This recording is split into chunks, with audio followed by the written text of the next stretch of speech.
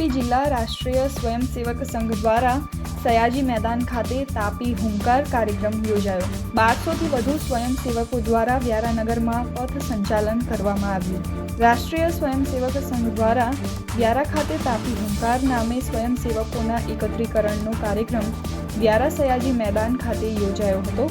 આ કાર્યક્રમમાં તાપી જિલ્લાના દરેક તાલુકાઓ વ્યારા, વાલોડ, ડોલવણ, સોનગઢ, ઉરછલ, નિઝર અને કુકરમુંડા સહિત તમામ તાલુકાઓમાંથી 1200થી વધુ સ્વયંસેવકોએ કાર્યક્રમમાં ભાગ લીધો હતો।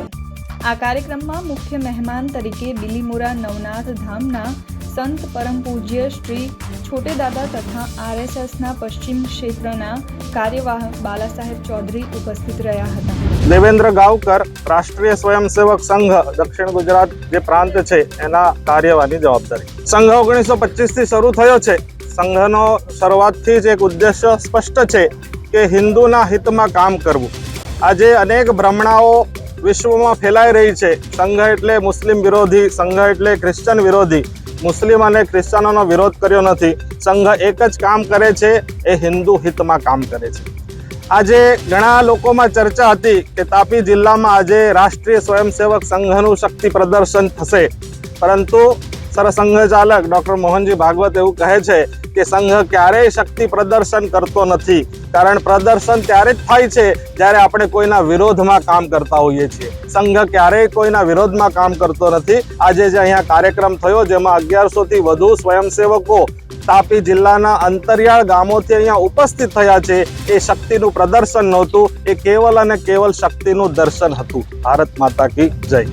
વ્યક્તિ નિર્માણથી રાષ્ટ્ર નિર્માણના શુભ સંકલ્પ સાથે લક્ષ્ય સિદ્ધ કરવા તથા કાર્યનો અવિરત વિસ્તાર થાય તે ઉદ્દેશ્યથી તાપી જિલ્લા એકત્રીકરણનું આયોજન તાપી હુંકાર નામે રાષ્ટ્રીય સ્વયંસેવક સંઘ દ્વારા વ્યારા ખાતે કરવામાં આવ્યું હતું। વ્યારા નગરમાં મુખ્ય માર્ગ ઉપર વિશાળ પથ સંચાલન યોજાયું હતું। પથ સંચાલન દરમિયાન જાહેર માર્ગો ઉપર વિવિધ સમાજના અગ્રણીઓ, વિવિધ સંસ્થાના આગેવાનો તથા સ્થાનિકો દ્વારા પુષ્પવર્ષા કરી ઠેર ઠેર સ્વાગત કરવામાં આવ્યું હતું।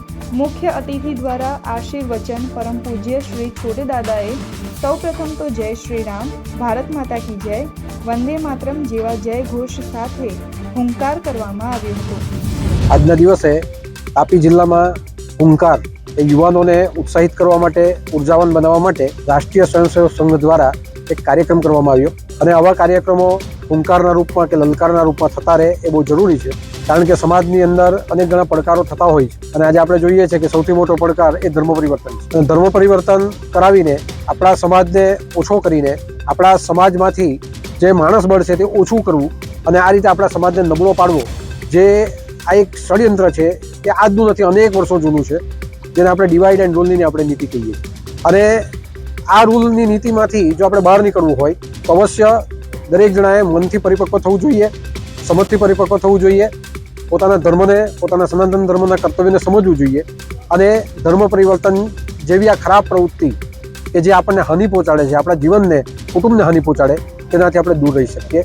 માટે હુંકાર, લલકાર આવા કાર્યક્રમો થતા રહે, યુવાનો વધુથી વધુ જાગૃત થતા રહે અને જે પણ આવી રીતે આપણને ધર્મ પરિવર્તન કરવા આપણા ઘર સુધી આવે છે તેને આપણે ઘરની બહાર જ રાખીએ અને અંદર ન પ્રવેશવા દઈએ, કે જેથી કરીને આપણો પરિવાર, આપણું સંયુક્ત કુટુંબ એ સુરક્ષિત રહે અને સુખી। પોતાના પ્રવચનમાં મુખ્યત્વે તાપી જિલ્લામાં ચાલી રહેલ ધર્માંતરણને લઈ યુવાનોને એક થવા ટકોર કરી હતી અને એવા લોકોને તમારા ઘરમાં આવતા અટકાવો એમ કહેવામાં આવ્યું હતું।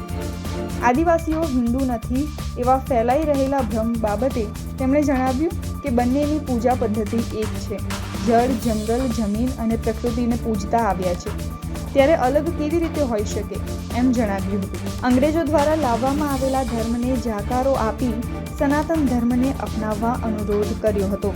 તાપીથી વિકાસ શાહનો રિપોર્ટ।